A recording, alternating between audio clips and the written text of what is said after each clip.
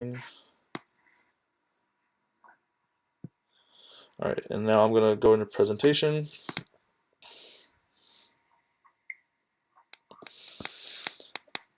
One sec. Start whenever you're ready.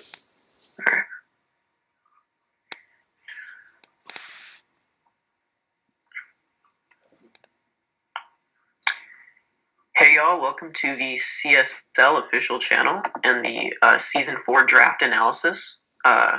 With me today is Krakenation. Hi guys. So I am Marionett, that is Krakenation. So we're going to be starting off with the Magcargo Tel-Aviv, who have a very interesting draft, especially compared to last season. What sticks out to you?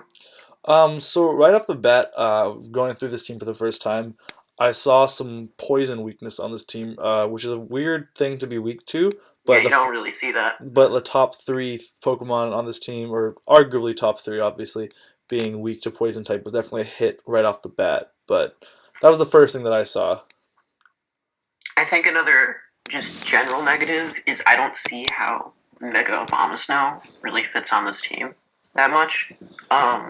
That's just maybe my lack of knowledge of Mega Abomasnow, but I know in draft league formats where 4 times weaknesses are somewhat a hindrance, as well as the fact that, you kind of want a somewhat strong Mega. I don't think Mega Abomasnow does this team justice. I do, yeah, I would agree with that. I think something I've realized, at least in the past couple of seasons, is that when you have a 4 times weakness, a lot of Pokemon will just run a lot of random Pokemon will just run a move just to hit you, which is something to be wary of. And Mega Bombs not only does that for this team, but it does also bring Hail, and there's no Ice types on this team. Yeah. Like that, I find that to be highly questionable. Yeah, that's something that's slightly an issue, but I think it. If he can prove that that it works out, I think it won't be bad. The good thing he did get out of it is he was able to get a UU pick, which was Zapdos, which I thought was a very, very good pick. Yeah. Especially since it used to be OU. It's definitely a strong pickup, a strong defogger. I don't think he brings Mandibuzz and Zapdos on the same team. Yeah. Which might be a waste of a UU slot on Mandibuzz. I prefer Zapdos over Mandibuzz. Yeah, but, for sure. Neither are horrible picks. There's a good amount of bulk on this team, so I think it's. Yeah. Go ahead. I just was gonna say I think it's all around. They have the offensive threats, Clefable, Azumarill, Abomasnow, Metagross, and also the great defensive threats like Clefable, Mandibuzz, and Zapdos. I think, yeah, what's worth noting is, again, like, this is one of the only teams to break 100 in any stat, being 100 attack, which is definitely something that's worth noting. That's because, you got threats like Abomasnow, Azumarill, Metagross, Tyrantrum, Scrafty, and then, yeah, like, there's a lot of good physical offense on this team, which is something that stands out. Right, so we did do a rating system, so out of 5 stars. So as you can see, the top one will be Marionette's score, and the bottom one will be my score. So Marionette gave it a 3 stars out of 5, and I gave it 3.5 stars out of 5. Yeah, so I just said 3 because I think it's a good balance of offense and defense. I think there's a lot of mons that are there that don't have to be there. But I think the Mega Pick and Mandibuzz and Zapdos are both, like, that's where I find the most problems with this draft. Yeah. But there, yeah, as you said. All right, moving on. Next is the BC Bastiodons. So get started. So it's interesting. This team has the highest base stat total of all the teams, being 541, and that's a pretty damn good base stat total. That really is. Yeah. That's really buffed up though, especially in defenses by Dusknoir, Tangela, Aggron. Entei has a good defense stat. Entei has a good defense stat too. Entei, yeah. So defensively, I think every single Pokemon in this draft is good. but the way he drafted his team was very, Mega Gyarados is weak to this, this, and this, so I'm going to find things that resist those types. It was more of a defensive form of team building over a offensive Exactly. team that Gyarados would actually go on. Yeah, this is exactly like we had talked about this. Like, when you're building offensive teams, you look for things that beat each other's counters or checks, and when you're building for defensive teams, you look for things that cover each other's weaknesses. And there is a difference there that I think the BC Bastiodons weren't able to take full advantage of, I guess. Mm-hmm. But there is definitely a lot of good defense, and there is honestly some good offensive Pokemon here. That's definitely worth noting. Yeah. So for our ratings, Marionett gave the Boston Bastiodons 2.5 stars. If you want to talk about that. Yeah. That might sound a little harsh at first. I think it's somewhat justified by the a lot of Pokemon that are there independently are good. Yeah. But may not work together that greatly, except for just typing. Yeah. Defensive and offensive presence, I don't see a great core that stands out. I agree with that. There's a lot of good independent Pokemon, but nothing that stands out all by itself. And for that reason, I gave it 3 stars. Where there are a lot of good individual Pokemon, there's just nothing gluing the team together. Exactly. One thing I also want to talk about is these base stats. Actually, what's something that's worth noting is that Pokemon that usually tend to hold like almost 100% of the time. Pokemon that hold a Violite or have an ability that boosts a stat such as huge power or pure power or something like that, those were factored into base stat calculations. So that's partially why these numbers are so high, because Tangela is actually really helping the defense stat out a lot because it is so bulky, but that's because it holds a Violite. Just something I wanted to go over. Okay.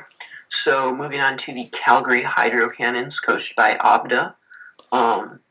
This was a strange team, strange draft, I should say. They got to go first. I was surprised by the Mega Slowbro pick as the first Mega pick of the... I was too. I think if this was a league where you had to Mega Evolve immediately, that would be a horrible pick. But it becomes a very potent... It becomes a very, very good Mega pick, in my opinion, when you have the opportunity to still be a strong defensive Pokemon such as that is still Slowbro. OU and have the regenerate ability, and when you're confident on staying in and setting up with something like Calm Minds, that's when you're able to do it. And that is something that's great about, I think, Slowbro stands out as a Pokemon that is good as both a Mega Evolution and a regular evolution in the OU tier, which such few Pokemon can say they are good. Like, other Pokemon that come to mind that can do that are maybe like Gyarados, Garchomp, which Garchomp's Mega's never even used really. But very few Pokemon are able to accomplish both being viable threats, and that's what makes Slowbro very intimidating. Right. To me, there are 2 cores that stand out: the Mega Slowbro and Blissey core, and the Magnezone and Sylveon core. Those are 2 very They're kind of separate, but they're 2 cores that can each individually put in a lot of work, whether it's defensively or offensively. Yeah, and Mega Slowbro and Blissey is just phenomenal at walling things for days. And again, Magnezone and Sylveon is just a very potent offensive combination. Magnezone can trap those steel types that Sylveon has a harder time with, and in return, Sylveon can bust through Pokemon that Magnezone would struggle with, such as fighting types or something. Yep. So, for ratings, I was actually very nice to this team. I think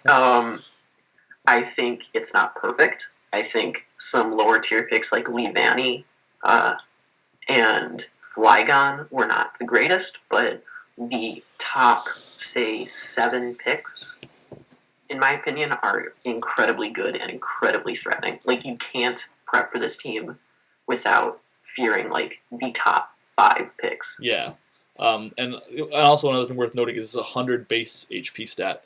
I mean, that's a little buffed by Blissey. Yeah, it's Blissey helping that out a lot. That's still very impressive overall. And I also gave this team 4 stars. Just, it has a lot of great just threats in the upper tiers.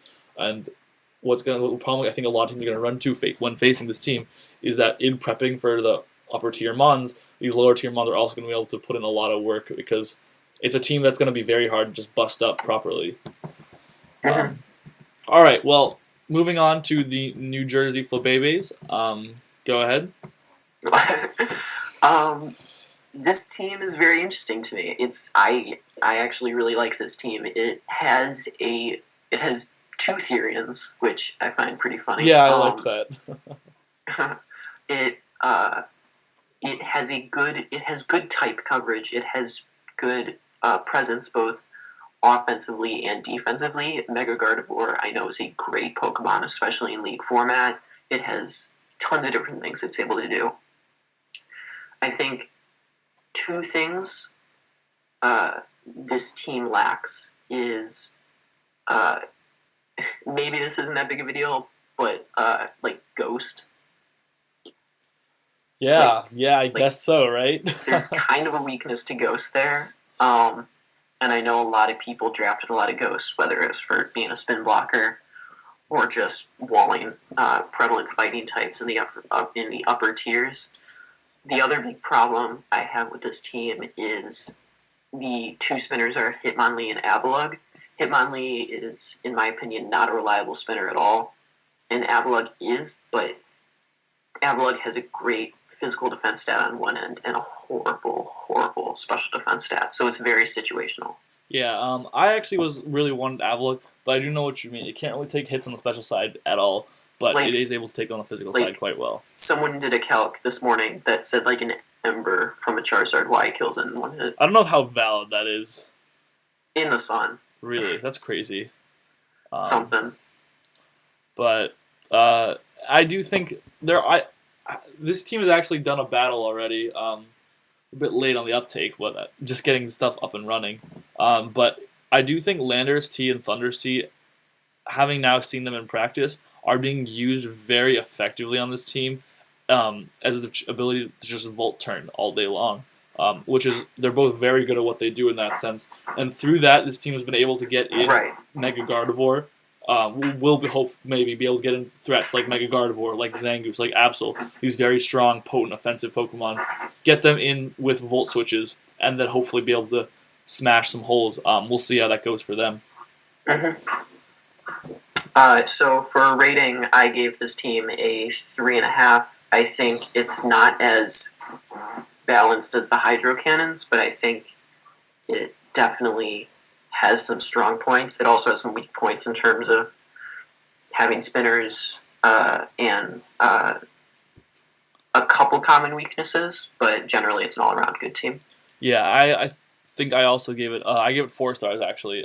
So right around that same range. I think that especially having seen them now in play, I do see a lot of good things working for this team. And there's a lot of good options and versatility among these Mons as far as specs, Scarf, support sets, offensive sets. So I'm excited to see what is in store for the New Jersey Flabebe. Yes, I agree. Moving on to the Memphis Mamoswines. This is an interesting draft to say the least. Yeah. A couple too many ghost types, in my opinion.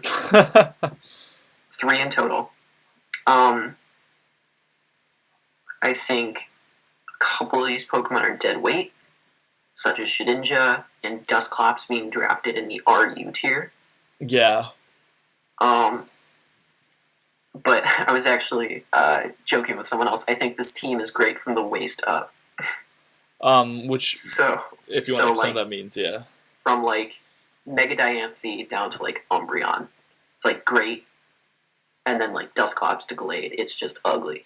Yeah, I can agree with that sentiment. I know I am actually quite good friends with Sandman, who is the coach of the Memphis Mamoswines, and I know that one of his goals was to really produce a Fire, Water, Grass defensive core going in, and while I think he was fairly successful in that plight, actually, I do think that a little too much focus on that cost him the fact that there's no offense on this team. Yeah, and the offense that there is very one-dimensional. Yeah, Mega Diancie is his, and Conkeldurr really are his offensive Pokemon, and I guess Gallade, but Gallade isn't a really reliable offensive mon. It's like one mon that isn't even very high in rating. Oh, sorry, in tiering.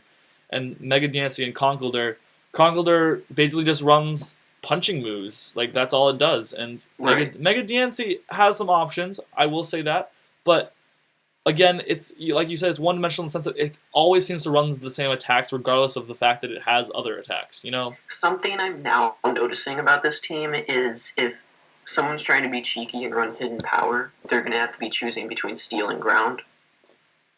So that's kind of something they have for them. True, but I also think hidden power ground will still hit Mega Diancie hard enough. Exactly. Like it's not exactly a switch into a good hidden power ground.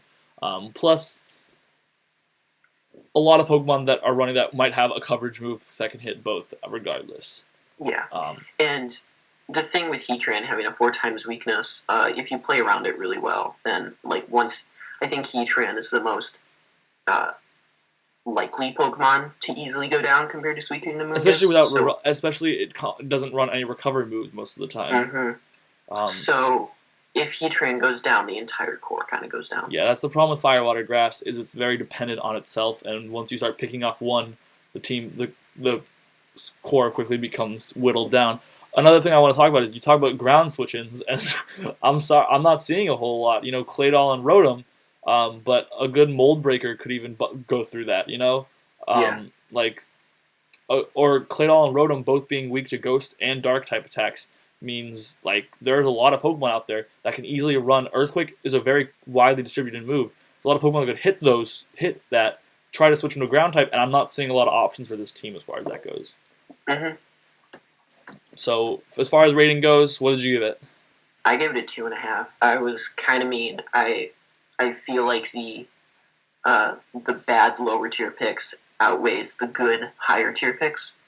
In my opinion. Yeah, I think because if you really have nothing to back up, bad team matchup, then you're losing. I think this team got off to a very good start with the first few picks. Very good start. And like possibly one of the best. And I was like, this is looking impressive.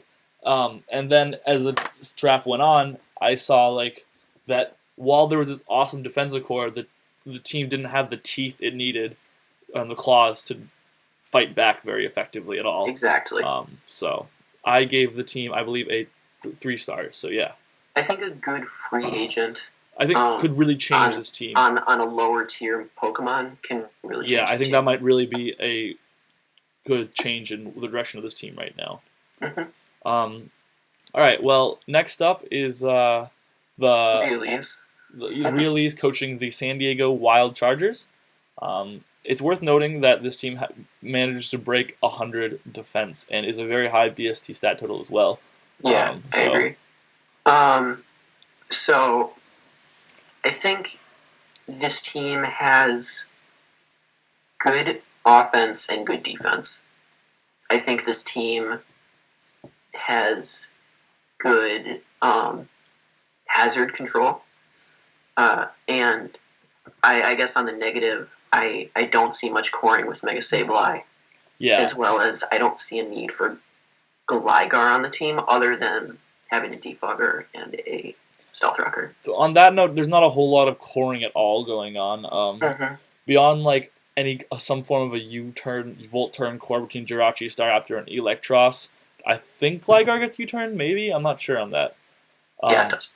I know Gliscor does, so beyond that, that's like there's not really good support from Mega Sableye, who is a very good Pokemon, but is very both team supportive and team dependent.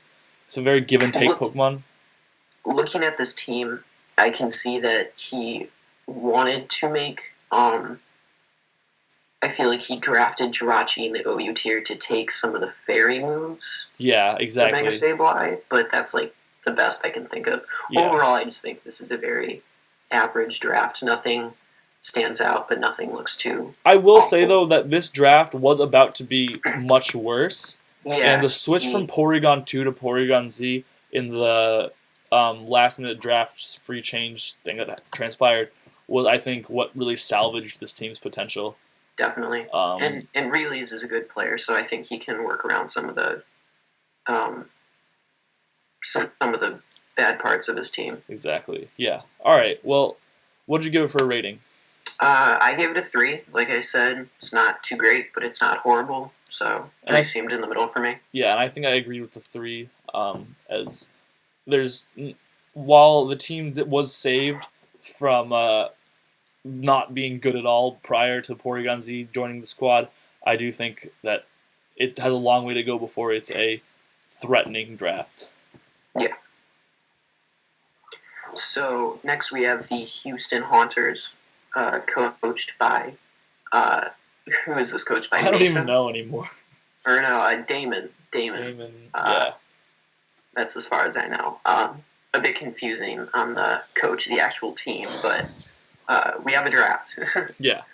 I thought the draft was interesting. I think I don't see any core besides Milotic Fortress. Which isn't exactly a core, regardless. Which isn't exactly a core. Yeah. It's something. OU picks don't go together great. Altaria, Talonflame, and Raikou are great Pokemon individually, but don't really work together all that well. Don't fit perfectly. I personally never thought that Fortress should be a sole rapid spitter on a team just because of the fire type and lack of recovery. Yeah. Personally, you're right, the OU picks didn't mesh well together, although they are very threatening on their own. They didn't mesh well together, and after you go past the OU picks, yes, there are 3 very singularly good OU picks, but I just look at the rest of the team and I'm just not seeing anything. Yeah. I look are there any even individually threatening Pokemon? And I feel like the problem that they're gonna face, the Houston Hunters are gonna face, is just having generally unless something crazy is pulled, there's just not good Pokemon on this team beyond their OU picks. The only good Pokemon that they have are very individual. They don't cooperate well together, and the ones that they manage, and all the other ones don't even stand out to me. Right. I mean, I think the RU picks in particular are very, very subpar. Yeah. So we're gonna see how this goes, but I hope for them the best of luck for sure. Yeah, definitely. So for rating, I was actually nicer than Akeem. Yeah, as you can probably tell from what we said just now. Yeah, definitely interesting. I think that's the only time this happens. Maybe not. But I gave them a 2.5, just because I think the OU picks can do something. I think Altaria on its own is already a great pick, but yeah. Other than that, it doesn't have much going for it. And I gave it 2 stars, just because, like I said, I already don't see a lot of synergy in the OU picks, be them individually great Pokemon. No Pokemon is perfect, not going to be able to hold a team on its own, and beyond that, there's just no support or even star Pokemon in the lower tiers that I see being threats in the later game. Moving on to Syracuse Sylveons, coached by Entertainment, who Daniel, our friend. Um, Interesting draft, to say the least. Yeah, I guess I want to say at the beginning of the draft, he drafted Mega Blastoise and Exodrill, and I was like, Rapid Spin? What is this? What is this man doing? And the draft went on, and I can't tell if I really, really like or really, really don't like this team. Hence my rating, which we'll see later. But there are 4 water types. Definitely a problem. Greninja does not get Protean. So that's worth pointing out. This is a Torrent Greninja draft. It is a BL2 pick. That's just how it worked out. I think Celebi is a strange pick. It's versatile, but it's kind of strange. Gourgeist is cool because you get access to all 4 forms. So I thought that was pretty nice. Yeah, I thought Gorgeous was a really neat Pokemon. I know that there was some controversy between Gourgeist or Kofagrigus. Kofagrigus was traded away by either Sneasel or Lantern, I think. No, for Quillfish. Oh, for Quillfish. Okay, and Entertainment decided to stick with Gourgeist just because it does offer some cool versatility, actually. I do want to say that this is the first time in CSL history where Excadrill is being drafted on a non-sand team. Yeah, it's true. I had it in Season 1 with a sand team. Yeah, and then from that point on, it's always been on a sand team. It's always been paired with either Tyranitar or Hippowdon. Yeah, which is interesting. I know that I talked about when you wanted a good Scarfer as well as a good versatile Mon. I don't know how to call Excadrill exactly versatile, but it is a versatile rapid spinner at least. Well, another thing that's kind of cool that a lot of people don't realize is right now, for somehow, one way or another, the Syracuse Sylveons are actually the fastest draft in the league. How? There are some fast monsters though. Infernape, Greninja, Noivern, true. Sneasel. Like there's some speedy Pokemon in this draft. So this is somehow the fastest draft in the league. All the speed stats are really just crappy right now, actually. Yeah, so he definitely has speed control. Yeah, which like it's interesting that all the speed stats among the league are subpar, but that means that him having even a slightly better one is going to put him in a very good position. Yeah. So for ranking, I still don't know if I love the team or I hate it, so I stuck with 3 stars. And I think I gave it 3.5. Oh, 2.5. Oh, wow. Okay, another example where I was. You were mean to your friend. Yeah. Sorry, Dan. I personally was, it is a fast team, but I was kind of questioning a few of the picks. I think Torrent Greninja is going to end up being a little overrated. Hopefully he proves me wrong. I love the guy, but I think Torrent Greninja is going to be a little underwhelming. I think Excadrill without Sand is going to really struggle in this format because it's forced to generally run a Scarf to outspeed anything. And Scarf Excadrills, obviously, choice Pokemon are easily taken advantage of. I think Celebi is a little questionable. I personally had a very bad experience using Lantern in Season 2. I really didn't like Lantern. I just didn't. So I want to see that. I want to see him do well, but I don't see this being the team that's going to allow him to do that. All right, so on to my team. The Boston Bisharps. So, yeah, what do you want to say about them? It's pretty good from the waist up. Yeah, that's really the best, I have to say. I guess I do think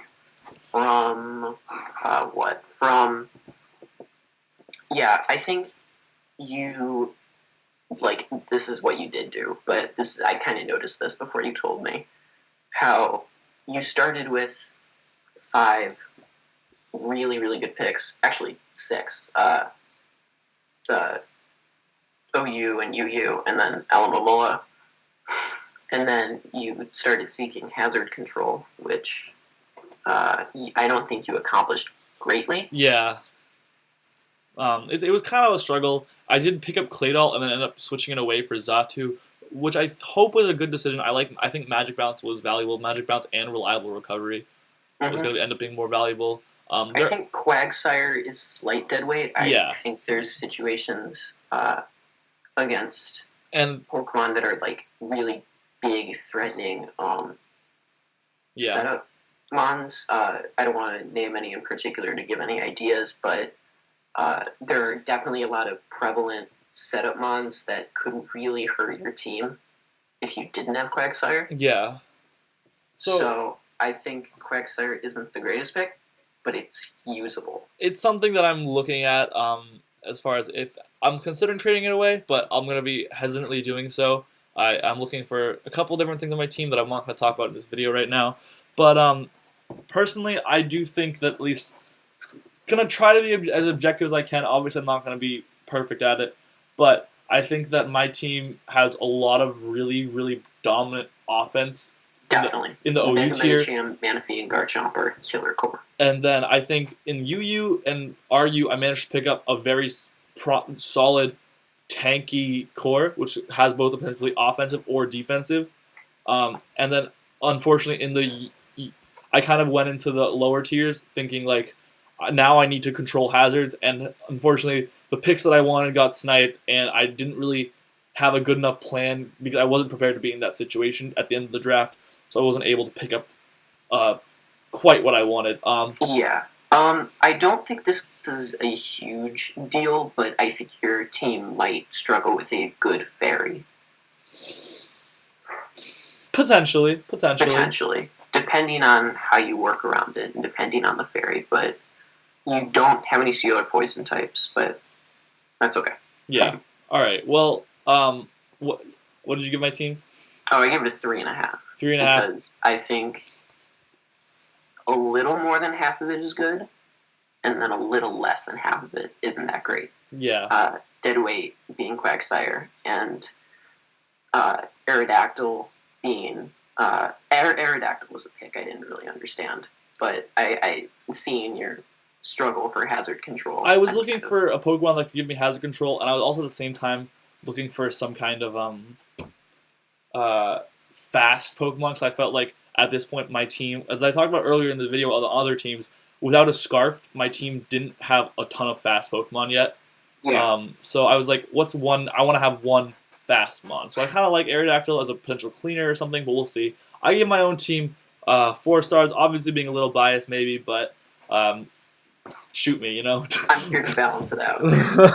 All right, well, moving on, we got the Texas Taruos, who's actually my week 1 opponent. They have a pretty high special defense stat, but I don't really like their draft per se.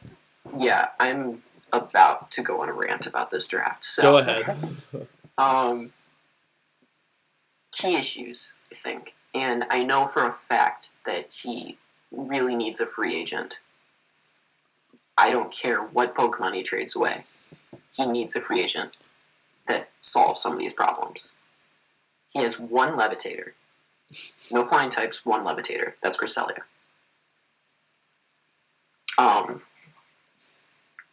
Like a Pokemon, something like a ground dark type, like Crocodile, destroys Cresselia. Destroys this team. Destroys this team, really. Ludicolo is gone. Mm-hmm. I guess Mega Lopunny, I don't know. 0 hazard control whatsoever. No defogger or rapid spinner. It has a good fairy pick. That's something. A lot of draft teams are really good when they have a good fairy. Good special defense, like you said, but that's kind of really buffed by Goodra. Yeah. This team also did something that another team later on did, which was draft a UU Pokemon in the OU slot. Which is an interesting, highly questionable idea. Yeah. There is the strong potential of your team getting out-tiered just because, when you're building a team for draft format, your instant instinct isn't to look at all 12. Your instant instinct is to pick your bring top your ones. Mega and some of your top picks. Yeah. So with all teams definitely at least having OU and UU picks, there's a good chance of this team getting out-tiered. Yeah, I would agree with that. And it's a sentiment that I've felt that if you bring, a lot of the times you can, at a certain point you can prep well and you can play well, but there's going to come a point where some Pokemon are OU and some Pokemon are UU and some are RU, and that's for a reason, there is something that goes into that, and that is how viable some Pokemon are.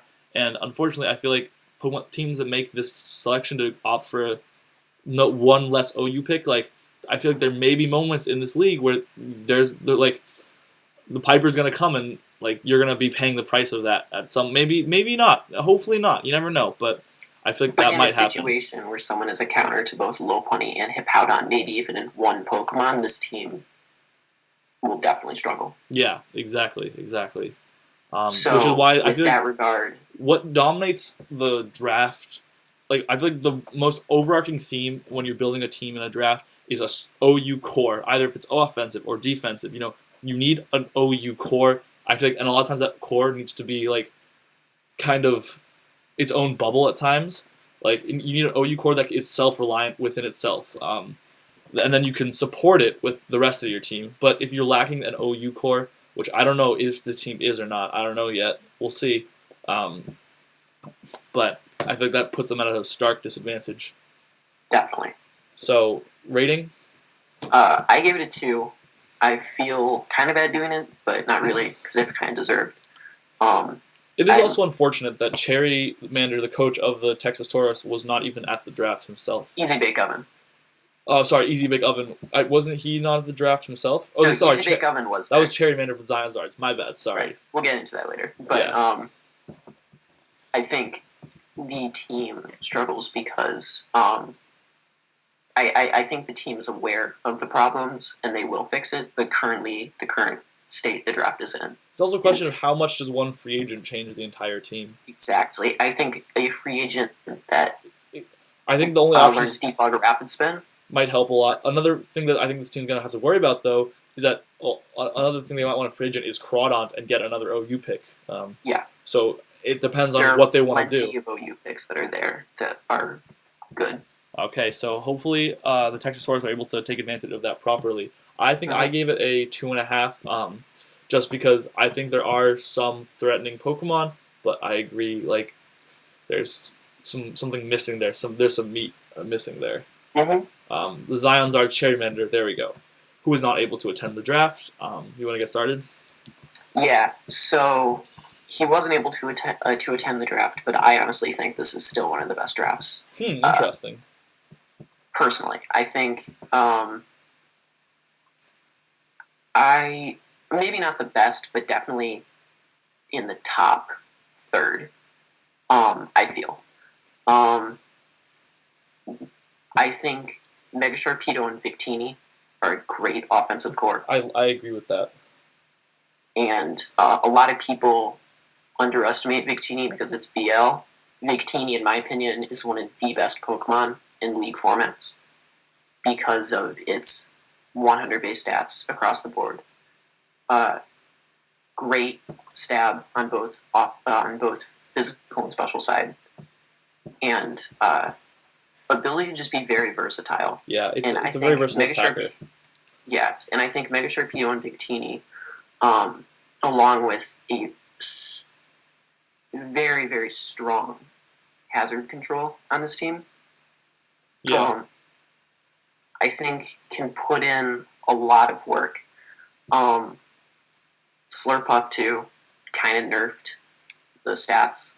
As you see, it's like the only one in the 400. This is the lowest stat total team, but I think a lot of that has to do with Slurpuff being a UU pick with a very crappy BST, which obviously isn't indicative of Slurpuff as a Pokemon. Yeah. I also think there's some strong Pokemon out there like Dugtrio and Trevenant. Dugtrio being able to set up mementos and get what's good about this team? What's good about this team is not exactly in the hit sheet shown in the stats. So like things like Dugtrio and Trevenant who are able to utilize other strategies that aren't exactly just spamming. Also Dragalge, honestly, with adaptability. Like a lot of the things that are good about this team are hidden, not in the stats. I also think Carbink is an interesting PU pick. I think Carbink could be good though. I think it is good. I think I know Calm Mind, Rest, Sleep Talk attacking move is a really, really, really devastating stat on the PU ladder. Mm-hmm. Or a devastating set, sorry. So I think that's something that can be used, as well as just its ability to get screens and rocks, all that. So, yeah, I think there's like...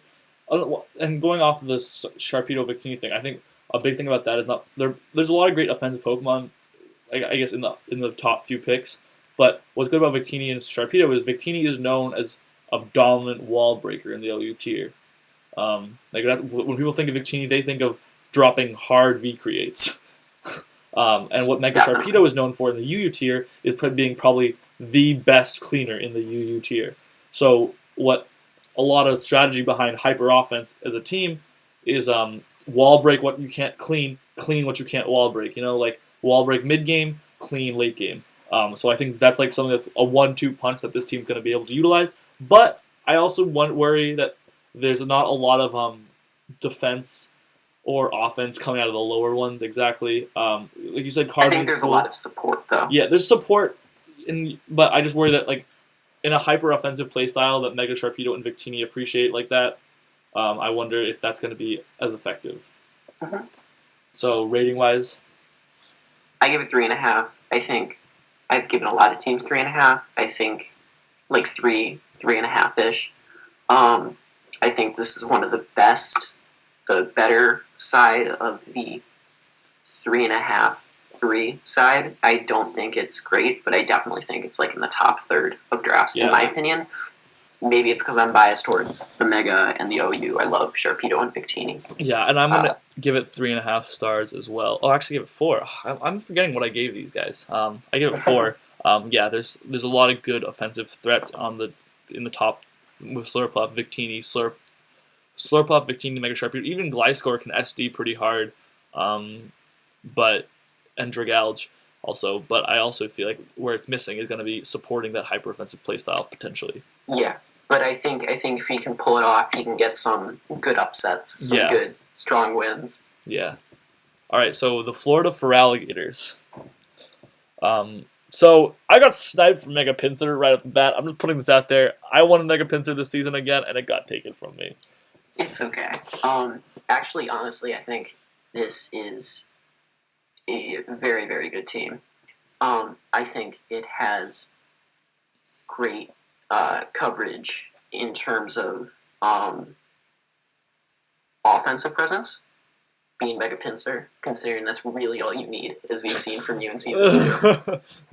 It's so true, though. I think a lot of... this is kind of overlooked, but there's 2 Intimidate users, Granbull and Arcanine. That's true. Escavalier is a very bulky and strong attacker. Ditto is possibly, in my opinion, the best PU pick possible is Ditto. Considering you can literally run it in every tier, and that's the only reason it's in PU. Yeah. It's only as good as the tier that it's in. Exactly. Which is what makes it so effective. And it's also, what's great about Ditto, I really wanted it, wasn't able to get it. What's great about Ditto is that you don't even need to bring it to the battle, but just having it on your team is a deterrent to setup sweepers. To your point, bringing setup sweepers. And that's something that very few Pokemon can claim they have like the ability to do, is that they can put that much pressure on team building before they've even gotten to the battle themselves. I guess if I'd say one negative thing about this team is Latios is the only defogger. Yeah, and also I think teams that rely on defog, such as my own, to fight hazards are going to struggle. Although I think the only Defiant user in the game right now is Thundurus. So I don't know, but defog Arcanine gets Defiant? I think so. Oh wait, no, not Defiant. No, that's Justified. Sorry. Yeah. So Defiant is something to watch out for. Again, like Latios being the only Raptor, that's again taunt bait kind of, and Latios being the only hazard clear on a team with Mega Pinsir after all, who obviously is a Mega that needs a lot of hazard support to function how it needs to. Yeah, especially since it comes in weak to spikes as well. Yeah. So what did you give this team? I give this team a 4. I think aside from the hazard issues, which can be easily fixed with a free agent or something of that sort, great offensive presence, great defensive presence in Rotom Wash, Arcanine, Nidoqueen, great versatility, generally very overlooked Intimidate core, as well as some just... I didn't mention this, but like Meloetta is a great Pokemon to pick up in the RU. It seriously is, actually. It's so powerful. Like, not only was this like in the RU3, but it was like in the last 5 RU picks. Which surprises me. I should have gotten... I mean, personally, at least for me, off tangent here, it wasn't fitting what I was looking for, so maybe I would have looked at it. I don't know. Just wasn't what I was looking for at that point. But there's definitely some Pokemon that he was lucky enough to be able to grab. Yeah. Yeah. So I gave this team 4 stars as well. It is one of the better drafts, unfortunately for me. I really wanted Mega Pinsir, but I think what really sealed the deal for me rating this team is Ditto. I really wanted Ditto, and I just think it's incredible. Like what I said earlier, it's like you don't even have to have it on your team, and it's playing a role in the game. because they probably didn't bring setup sweepers, or they're going to be super careful about what setup sweepers they bring. So I think that alone, not alone. There's a lot of great Pokemon here, but there's a good speed control.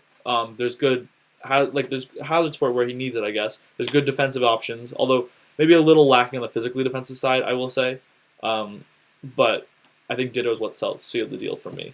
But then there's a Intimidate core, so... True. That's valid. That's valid. All right, so next up we got the Washington Weaviles. This is another team that's suffering from that problem with making a UU pick an OU.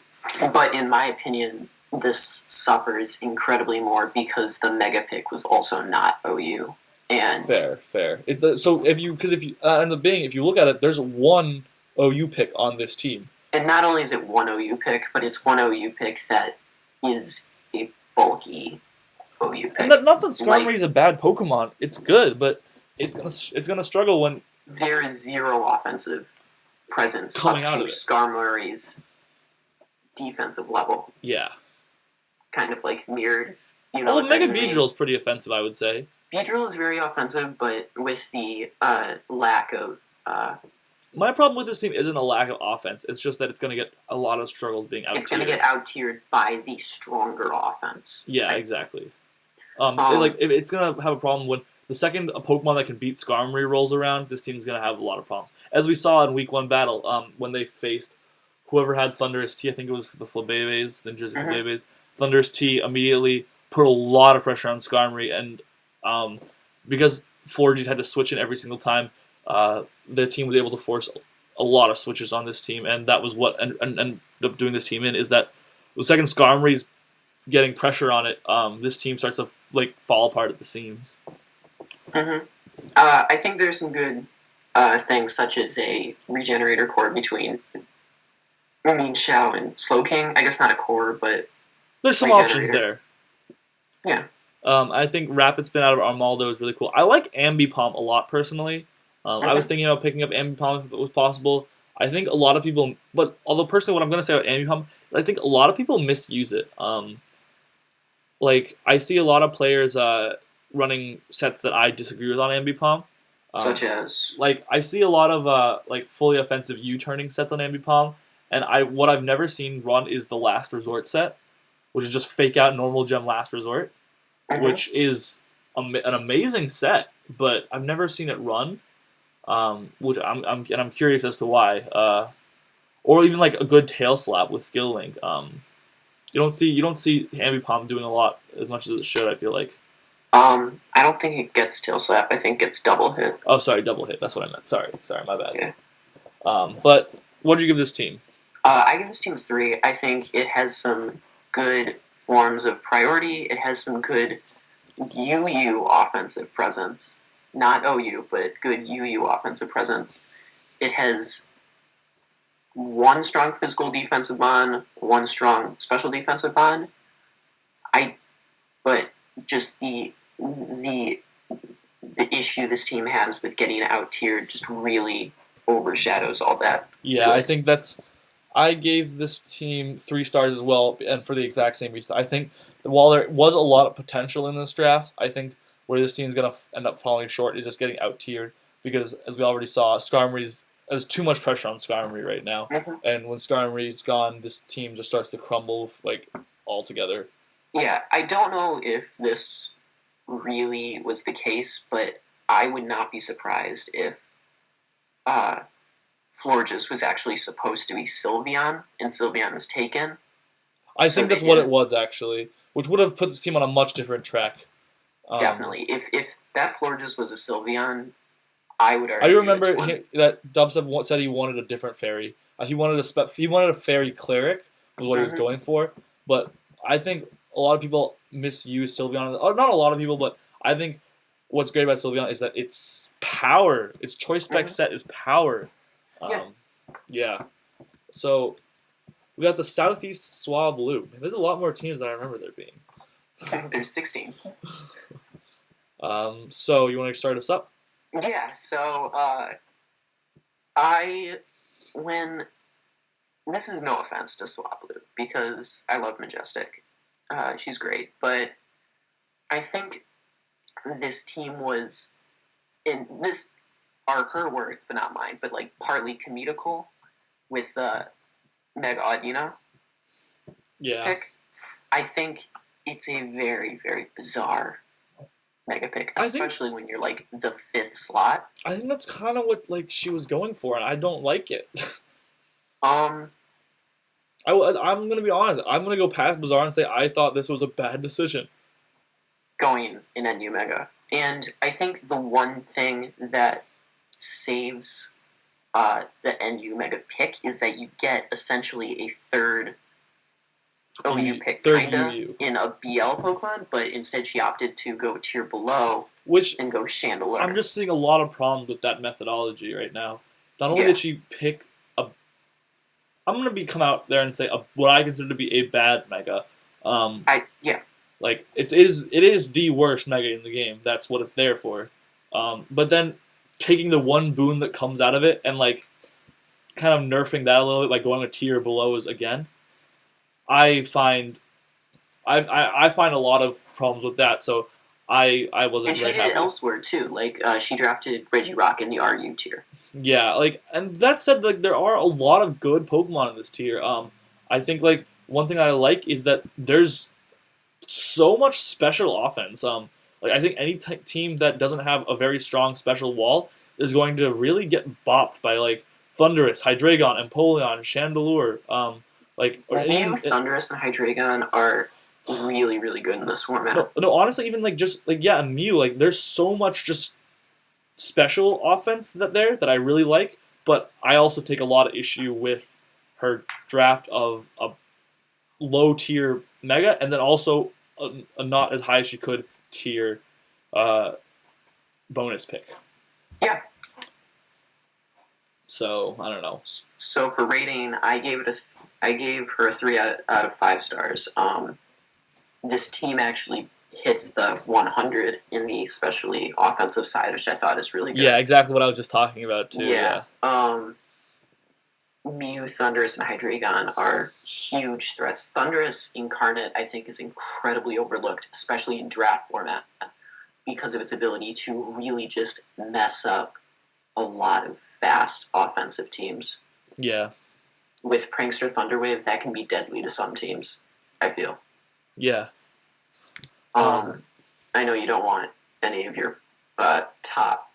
I don't know if you want Metagem getting paralyzed or Manaphy. No. Like, that's something you don't want, especially when you're running a huge offensive core. If you look in the OU tier, and that's what Thundurus is known for, is messing up offense. Exactly, and I think if she can utilize that, it's gonna work out decently. Especially with Pokemon like Chandelure and Hydreigon may not even need to use a Scarf in order to really put some holes in the team. Yeah. On the other hand, though, there's the chance of getting out tiered. There's the bad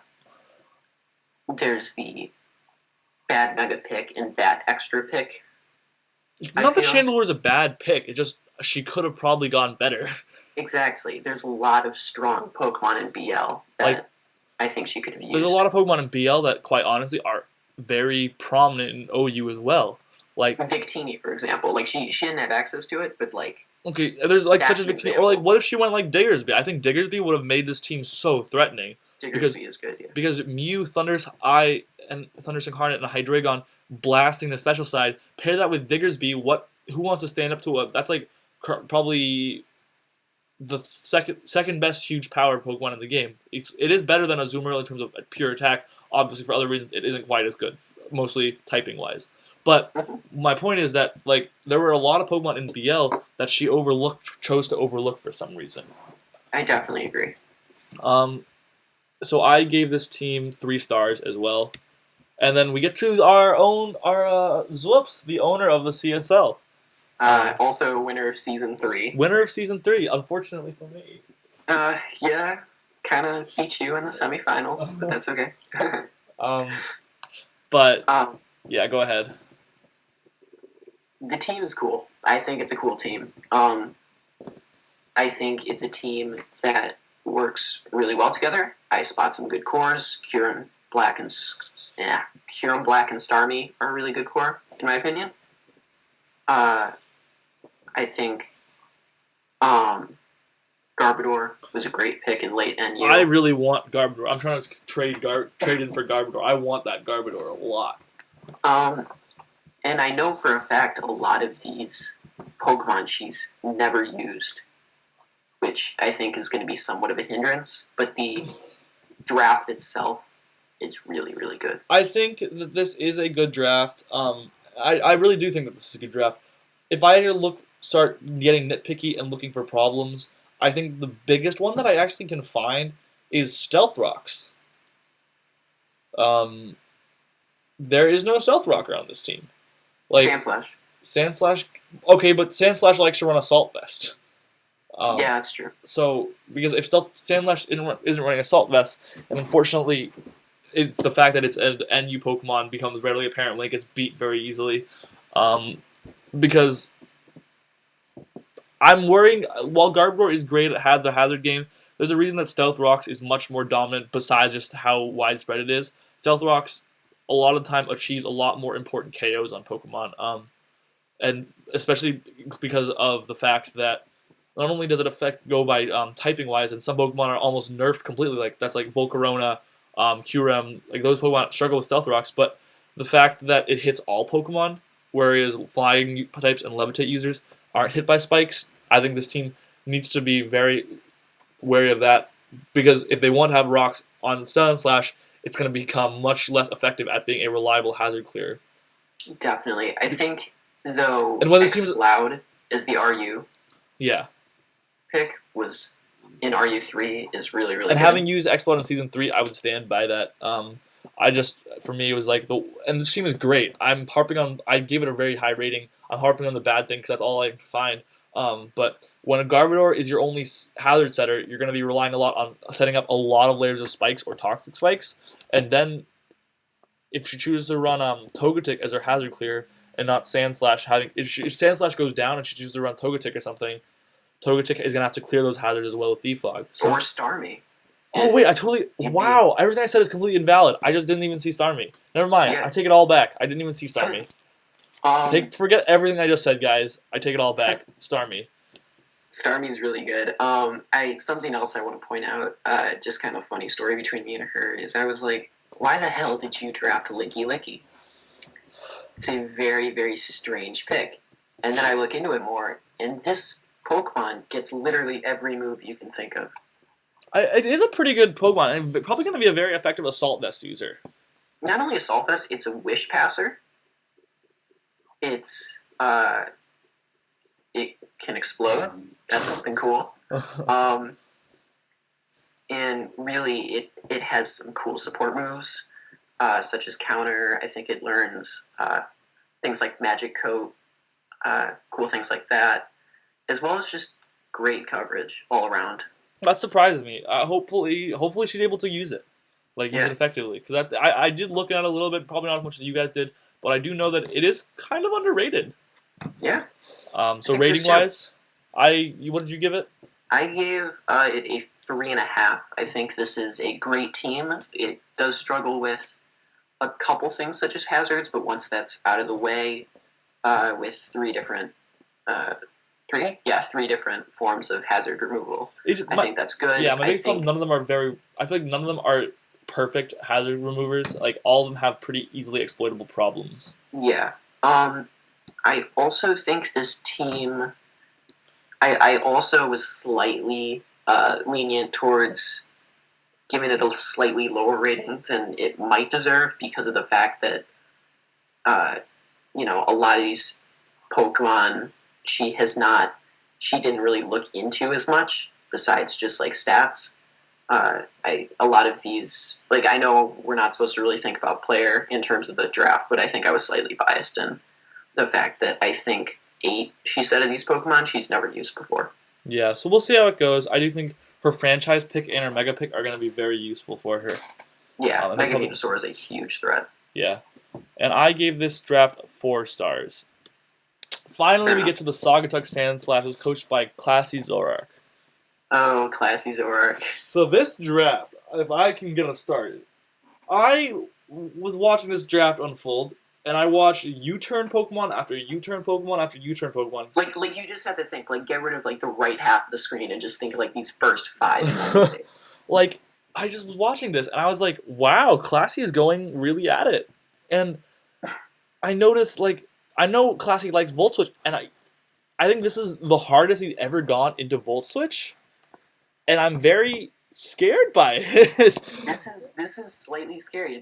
It's Volt Turn plus a Kecleon. Which we know that Classy really knows somehow how to use Kecleon for some reason. Kecleon, he is great at using. I think also, I know this won't be the case 100% of the time, but if there's a situation where you might want to have only a U-turn core or only a Volt Switch core, that this team can do it. If there's a situation where, if there's a situation where maybe Volturn isn't the best against a team, which is highly unlikely because Volturn is great against literally any team. Yeah, it's like one of those strategies where you're always able to utilize type matchup because that's just what you're doing is constantly switching. Mm-hmm. There are still some very, very strong Pokemon that don't have initiative, such as Crocodile and Delphox. Kecleon, like you said before. Samurott was a great pick for NU, I feel. Yeah. I do like Samurott. I do think Boufflant was slightly questionable. Boufflant was something that I really wanted for my team, but I don't see it as a PU pick. When you're a PU pick, you got to kind of like decide on something that's going to support something on your team. Because I don't think your PU pick's really going to be a very dominant Pokemon on your team. So I find Boufflant slightly questionable in the grand scheme of things because there wasn't really a grass weakness that some people were talking about. I see, yes, there are 3, but then there are also Tornadus T and Crobat and Rotomo and Delphox who really resist it very well. Scissor. Yeah. So I don't see a grass weakness that everybody else was talking about. Yeah, I think also with this team, it's that if, like, even though it's very, very clear he will go Volturn against you, there are still some other things he can do. Like, Scizor can be run defensively, even if it's not really Mega, it can still kind of. I've somewhat found. Crocodile, great Pokemon. Tornadus Therian, very versatile. So I think he has great coverage all around, and I guess the biggest problem Volturn has is hazard control. Yeah. Somewhat. Because, if you keep switching around. And I think Crobat I see being his only hazard clear. Scizor, yeah. Scizor can get defog. I don't know how common that's going to be because Scizor, if you give it a move slot for defog, usually you also want to give it one for roost after that. And before you know it, your Scizor has, like, not great moves anymore. Bullet Punch and U-turn is all you have. So either you use a potentially kind of weak attack, which is Bullet Punch. Like, Bullet Punch is strong from Scizor, but sometimes just not strong enough. Because it kind of compounds where if you go down that road, you go defog, then you go roost, then you go defensive EVs, then Bullet Punch is weak. So your only option is go for U-turn. U-turn is also weak off of it's because it doesn't have the Technician boost. Before you know it, all your Scizor can do is defog and switch out. So I think I wouldn't consider Scizor a great defogger, but I think that's going to be one thing. But it's versatile. But yeah, it is, and it can do that. Is the thing. It can be a defogger. So I think that's like if there was a problem, I would say hazards is the one thing this team's going to need to be wary of. Yeah. So for rating, we both gave it a 4.5 star rating, which is the highest of all the other teams. Yeah.